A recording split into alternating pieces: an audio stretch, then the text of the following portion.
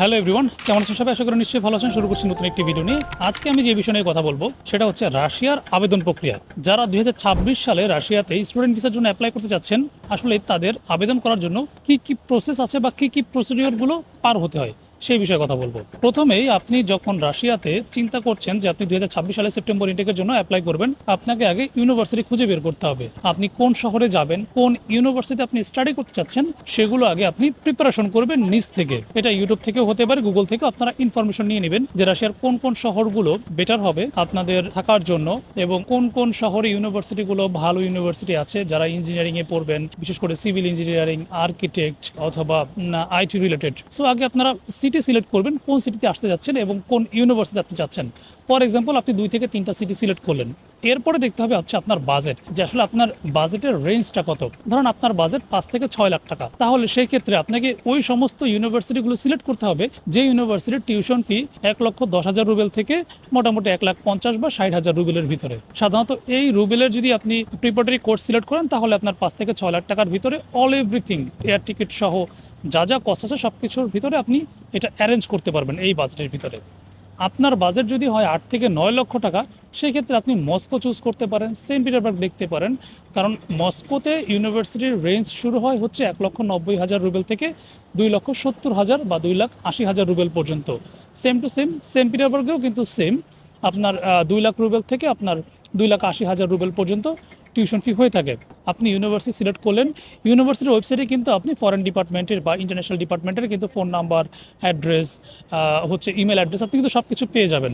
তখন ওদের যে ইউনিভার্সিটির যে ওয়েবসাইটে আপনার ইমেল অ্যাড্রেসে গিয়ে আপনি আপনার সকল ডকুমেন্টস সাবমিট করবেন, এবং সাবমিট করার আগে অর্থাৎ আপনার ডকুমেন্টসগুলো সেন্ড করার আগে আপনি পাসপোর্টের ট্রান্সলেশন, পাসপোর্টের স্ক্যান কপি এবং সার্টিফিকেটের স্ক্যান কপি ট্রান্সলেশন সহ আপনারা ডকুমেন্টসগুলো পাঠাবেন ইমেল থ্রুতে। ডকুমেন্টসগুলো চেক করবে, চেক করার পরে যখন সবকিছু কনফার্ম হবে, তারপরে কিন্তু ইউনিভার্সিটি আপনাকে একটা কন্ট্যাক্ট পেপার ইস্যু করবে। যখন কন্ট্যাক্ট পেপার ইস্যু করবে, তখন আপনাকে বলবে যে আপনি 50% অথবা 100% টিউশন ফি পে করেন। টিউশন ফি পেমেন্টের ক্ষেত্রে আপনি যারা রাশিয়াতে থাকে তাদের কাছ থেকে হেল্প নিতে পারেন, অথবা হচ্ছে কোনো প্রতিষ্ঠান থেকেও হেল্প নিতে পারেন। বাংলাদেশে যারা যেসব এজেন্সি রাশিয়া নিয়ে কাজ করছে, আপনি টিউশন ফি পাঠালেন। টিউশন ফি পাঠানোর পরে তারপরে হচ্ছে ইউনিভার্সিটি আপনার এই সকল ডকুমেন্টস ইমিগ্রেশনে জমা দিবে ইনভাইটেশনের জন্য। সাধারণত ইউনিভার্সিটি যখন ইমিগ্রেশনের ডকুমেন্ট সাবমিট করে 30 থেকে 45 দিনের ভিতরে আপনার ইনভাইটেশন ইস্যু হবে। যখন ইনভাইটেশন ইস্যু হবে, ইনভাইটেশন ইস্যু হওয়ার পরে কোন ডেটে ইন্টারভিউ দিতে চাচ্ছেন সেইটা আগে আপনি সিলেক্ট করবেন। সিলেক্ট করার পরে তারপরে হচ্ছে আপনি আপনার ভিসা ফর্ম আপনি ওয়েবসাইটের অনলাইনে পেয়ে যাবেন। কোশ্চেনারি ফর্ম আছে, ওটা ফিল আপ করবেন, সব কিছু ডকুমেন্টস রেডি করবেন, এবং সাথে মেডিকেলটা আপনারা চেষ্টা করবেন মেডুনোভা থেকে করে ফেলতে। তো রাশিয়ার যখন আপনার মেডিকেল কমপ্লিট হয়ে যাবে, আপনার ভিসা ফর্ম রেডি হয়ে যাবে, এবং সার্টিফিকেটগুলো আপনারা ইনভাইটেশন আসার আগেই আপনি সার্টিফিকেটগুলো অ্যাপোস্টেল করে ফেলবেন। যাদের ব্যাংকে টাকা আছে তার একটা ব্যাংক সলভেন্সি সার্টিফিকেট নেবেন ব্যাংক থেকে, অথবা ব্যাংক স্টেটমেন্ট নেবেন, এবং সাথে ফাইন্যান্সিয়াল একটা এফিডেভিট নেবেন, যেটা স্ট্যাম্প পেপারে হয়ে থাকে।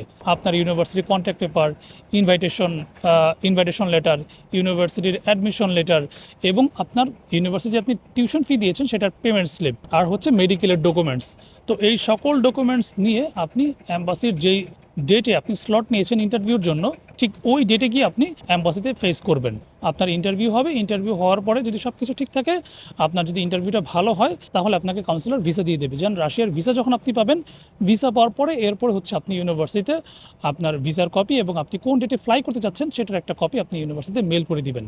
এই হচ্ছে টোটাল প্রসিডিউর। এবং বাকি যে টাকাটা আপনি যে ধরেন 50% টিউশন ফি দিলেন, এবং বাকি যে 50%-এর পেমেন্ট, তারপরে হোস্টেল ফি, আনুষঙ্গিক যে খরচগুলো, মেডিকেল ইন্স্যুরেন্স, মেডিকেল, এগুলো আপনি রাশিয়াতে আসার পরে এই জিনিসগুলো পেমেন্ট করবেন। এবং এগুলো করার ক্ষেত্রে আপনি ইন্টারন্যাশনাল ডিপার্টমেন্টের থেকে আপনি হেল্প নিতে পারবেন, অর্থাৎ তাদেরকে বললে তারা আপনাকে স্টেপ বাই স্টেপ সব কিছু বুঝিয়ে দেবে। এটা হচ্ছে সেলফ অ্যাপ্লিকেন্ট প্রসিডিউর, যারা নিজে নিজে অ্যাপ্লাই করতে চাচ্ছেন তাদের জন্য। আপনারা যদি এ ধরনের কোনো হ্যাসেল ছাড়া কোনো প্রতিষ্ঠানের হেল্প নিতে চান, সেক্ষেত্রে আপনারা সরাসরি আমাদের অফিসে যোগাযোগ করতে পারেন।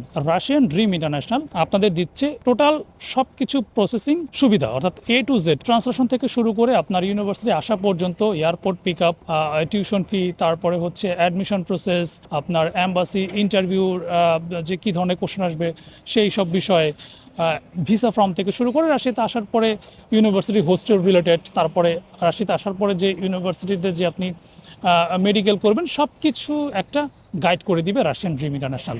সো আপনাদের যদি কনসালটেন্ট ফার্মের প্রয়োজন হয়, বিশেষ করে রাশিয়ার ক্ষেত্রে, সেক্ষেত্রে আপনারা নির্দ্বিধায় আমাদের অফিসে এসে যোগাযোগ করতে পারেন। আমরা সেপ্টেম্বর ইনটেকের জন্য ফাইল নিচ্ছি। যেহেতু সেপ্টেম্বর ইনটেকের প্রচুর পরিমাণে ক্যান্ডিডেট এবং সময় খুবই কম, ইউনিভার্সিটিগুলোতেও সিট সংখ্যা খুব লিমিটেড থাকে। সো আপনারা চেষ্টা করবেন খুব দ্রুত অফিসে এসে ফাইলগুলো সাবমিট করার জন্য, তাহলে আপনাদের সিটটা হচ্ছে আগে থেকেই রিজার্ভ হবে। আপনারা যদি 1 মাস বা 2 মাস যদি পরে আসেন বা একবারে লাস্টের দিকে আসেন, তখন কিন্তু সেপ্টেম্বর ইনটেকের জন্য অ্যাডমিশন হওয়াটা ডিফিকাল্ট হয়ে যাবে। সো যারা আবেদন করতে যাচ্ছেন সেপ্টেম্বর ইনটেকের জন্য, দ্রুত আমাদের অফিসে এসে যোগাযোগ করতে পারেন। ইউটিউবের ডিসক্রিপশন বক্সে আমাদের অফিসের অ্যাড্রেসও পেয়ে যাবেন। সো আজকের ভিডিও হচ্ছে এই পর্যন্তই। দেখা হবে পরবর্তী নতুন কোনো ভিডিওতে নতুন কোনো ইনফরমেশন নিয়ে। ধন্যবাদ সবাইকে।